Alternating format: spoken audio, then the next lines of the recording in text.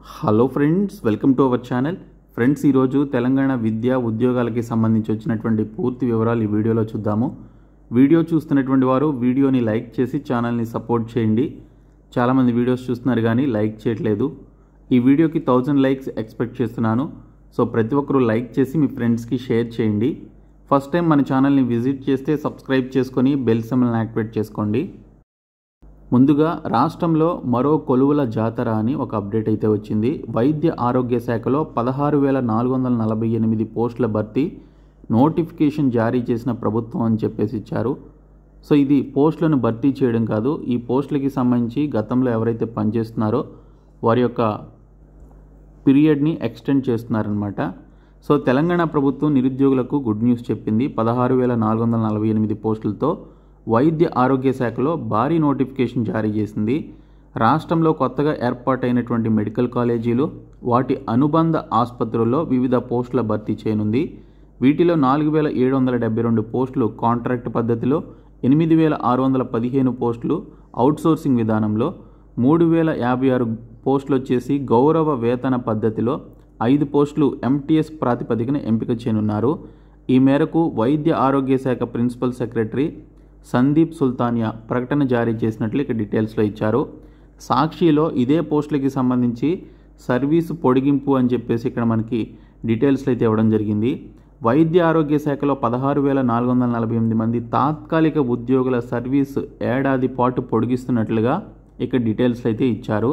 So కాబట్టి ఇక్కడ మీకు కాంట్రాక్ట్ లేదా అవుట్సోర్సింగ్ జాబ్స్ రిలీజ్ అయినట్లయితే ఆ నోటిఫికేషన్లో 1 ఇయర్ కాంట్రాక్ట్ అంటారు, లేదా 2 ఇయర్స్ కాంట్రాక్ట్ లేదా అవుట్సోర్సింగ్ అని అంటారు.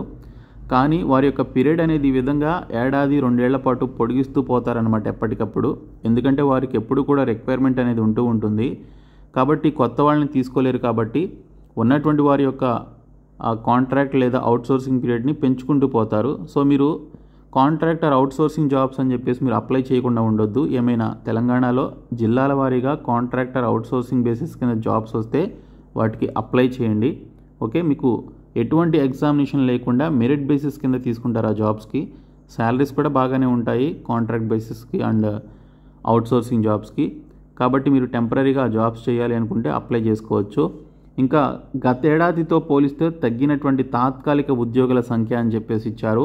సో వైద్య ఆరోగ్య శాఖ పరిధిలోని డైరెక్టర్ ఆఫ్ మెడికల్ ఎడ్యుకేషన్ విభాగంలో కాంట్రాక్ట్ అవుట్సోర్సింగ్ పద్ధతిలో సేవలు అందిస్తున్నటువంటి ఉద్యోగుల సర్వీస్ను ప్రభుత్వం మరో ఏడాది పొడిగించింది. ఈ ఏడాది మార్చితో ఈ విభాగంలో పనిచేస్తున్నటువంటి వారి యొక్క కాంట్రాక్టు గడువు ముగిసిన 3 నెలలుగా రెన్యువల్ చేయలేదు. ఈ నేపథ్యంలో తాత్కాలిక ఉద్యోగుల సర్వీస్ను పొడిగించాలని ఇటీవల డిఎంఈ నరేంద్ర కుమార్ ప్రభుత్వానికి లేఖ రాయడంతో మంత్రి దామోదర రాజనరసింహ ఈ అంశంపై ప్రత్యేకంగా దృష్టి పెట్టారు. శనివారం ఆర్థిక మంత్రి బట్టి విక్రమార్కతో సమావేశమైనప్పుడు పరిస్థితిని వివరించారు.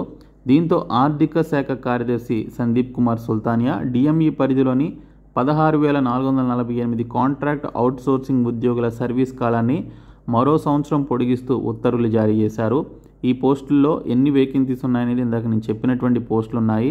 5 పోస్టులు మల్టీ టాస్కింగ్ స్టాఫ్ బేస్లో కూడా ఉన్నాయి. ప్రొఫెసర్ల నుంచి ప్లంబర్స్ వరకు వివిధ కేటగిరీల్లో ఉద్యోగులు ఉన్నారనమాట. సో వీరంతా కాంట్రాక్ట్ అండ్ అవుట్సోర్సింగ్ బేసిస్ కింద పనిచేస్తున్నారు. రెగ్యులర్ స్టాఫ్ నియామకమయ్యే వరకు వివిధ క్యాడర్లలోని ఉద్యోగులు కొనసాగుతారు. ఇక్కడ మీరు చూసారు ఈ పాయింట్. రెగ్యులర్కి సంబంధించినటువంటి స్టాఫ్ నియామకం అయ్యే వరకు వివిధ క్యాడర్లలో ఉన్నటువంటి ఉద్యోగులంతా కూడా కాంట్రాక్ట్ అవుట్సోర్సింగ్ బేసిస్ కింద కొనసాగడం జరుగుతుంది. సో రెగ్యులర్ పోస్టులు వచ్చేసరికి చాలా టైం పడుతుంది కాబట్టి వాళ్ళు వచ్చేంత వరకు కూడా మిమ్మల్ని కొనసాగిస్తారనమాట. సో ఈ విధంగా కాంట్రాక్ట్ అండ్ అవుట్సోర్సింగ్ బేసిస్కి సంబంధించిన ఉద్యోగాలు అయితే ఉంటాయి. అందుకే నేను మీకు చెప్పేది, ఇలాంటి జాబ్స్ ఏమైనా రిలీజ్ అయితే మీరు ఖచ్చితంగా వాటికి అప్లై చేసుకోండి. సో కాగా గత సంవత్సరంతో పోలిస్తే కాంట్రాక్ట్ అవుట్సోర్సింగ్ ఉద్యోగుల సంఖ్య తగ్గించి ఏడాది కాలం సర్వీసు పెంచినట్లుగా తెలుస్తోందని చెప్పేసి కూడా ఇక్కడ మెన్షన్ చేయడం జరిగింది. ఇంకా 33 మందికి అదనపు కలెక్టర్లుగా పదోన్నతులు ఉత్తర్వులు జారీ చేసినటువంటి రెవెన్యూ శాఖ త్వరలోనే క్షేత్రస్థాయిలోకి జీపీఓలు అని చెప్పేసి ఇక్కడ మనకి గ్రామ పరిపాలనా అధికారి పోస్టులకి సంబంధించినటువంటి సమాచారం కూడా ఇవ్వడం జరిగింది. సో రాష్ట్రంలో స్పెషల్ గ్రేడ్ డిప్యూటీ కలెక్టర్లు ఎస్జీడీసీగా పనిచేస్తున్నటువంటి 33 మంది అధికారులకు పదోన్నతులు లభించాయి. వీరికి అదనపు కలెక్టర్లుగా పదోన్నతులు కల్పిస్తూ రెవెన్యూ శాఖ ఉత్తర్వులు జారీ చేసింది. ఆ శాఖ కార్యదర్శి లోకేష్ కుమార్ జారీ చేసినటువంటి జీవో మేరకు వీరికి పదోన్నతులు లభించాయి. పదోన్నతులు కల్పించినందుకు తెలంగాణ ఉద్యోగుల జేఏసీ చైర్మన్ వి లచ్చిరెడ్డి ప్రభుత్వానికి కృతజ్ఞతలు తెలియజేసినట్లు ఇక్కడ డీటెయిల్స్లో ఇవ్వడం జరిగింది. అండ్ దీనితో పాటు ఇక్కడ చూసుకుంటే మనకి అర్హత పరీక్ష ద్వారా గ్రామ పరిపాలనా అధికారి జీపీఓలుగా ఎంపికైనటువంటి వారికి క్షేత్రస్థాయిలో విధులు కేటాయించి బాధ్యతలు అప్పగించాలని చెప్పేసి వారు వినతి పత్రం కూడా అందజేసినట్లుగా ఇక్కడ డీటెయిల్స్లో ఇచ్చారు. జీపీఓలను విధుల్లోకి తీసుకోవడం ద్వారా రెవెన్యూ అధికారులు సిబ్బందిపై ఒత్తిడి తగ్గుతుందని చెప్పేసి వివరించారు. ఇందుకు సానుకూలంగా స్పందించినటువంటి లోకేష్ కుమార్ రెవెన్యూ శాఖ మంత్రి పొంగులేటి శ్రీనివాసరెడ్డితో చర్చించి వీలైనంత త్వరలో ఈ ప్రక్రియ పూర్తయ్యేలాగా చూస్తామని చెప్పేసి హామీ ఇచ్చినట్లు రెవెన్యూ సంఘాల నేతలు తెలిపారు. లోకేష్ కుమార్ను కలిసినటువంటి వారిలో డిప్యూటీ కలెక్టర్ల సంఘం రాష్ట్ర ప్రధాన కార్యదర్శి కె రామకృష్ణ, తెలంగాణ తహసీల్దార్ల సంఘం రాష్ట్ర అధ్యక్ష కార్యదర్శులు ఎస్ రాములు, రమేష్ పాక తదితరులు ఉన్నారని చెప్పేసి ఇక్కడ మనకి డీటెయిల్స్ అయితే ఇవ్వడం జరిగింది. నెక్స్ట్ వన్, గ్రూప్ 2లో మహిళలకు తీవ్ర నష్టం, బీఆర్ఎస్ మహిళా నేత దాసరి ఉషా అని చెప్పేసి మనకు ఒక ఇన్ఫర్మేషన్ అయితే వచ్చింది. గ్రూప్ 2 నియామకాల్లో మహిళా అభ్యర్థులకు తీవ్ర నష్టం జరిగిందని బీఆర్ఎస్ నాయకురాలు దాసరి ఉష ఆగ్రహం వ్యక్తం చేశారు. ఆమె ఆదివారం తెలంగాణ భవన్లో విలేకరులతో మాట్లాడారు. బీఆర్ఎస్ హయాంలో ఇచ్చినటువంటి గ్రూప్ 2 నోటిఫికేషన్ను కాంగ్రెస్ ప్రభుత్వం పూర్తిగా మార్చివేసిందని ఆరోపించారు. మొత్తం 753 పోస్టుల్లో మహిళలకు 259 పోస్టులు దక్కాలన్నారు.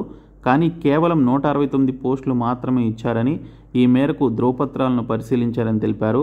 మహిళకు 33% రిజర్వేషన్లు ఇవ్వాలి అంటే ఇంకా 90 పోస్టులను ఇవ్వాలని చెప్పేసి ఆవిడైతే తెలపడం జరిగింది.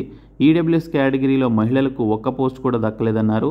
ఈ అంశంపై టీజీపీఎస్సీ అధికారులను నిలదీస్తే తదుపరి నోటిఫికేషన్లు భర్తీ చేస్తామంటున్నారని చెప్పేసి ఆవిడ మండిపడినట్లుగా ఇక్కడ డీటెయిల్స్లో రావడం జరిగింది.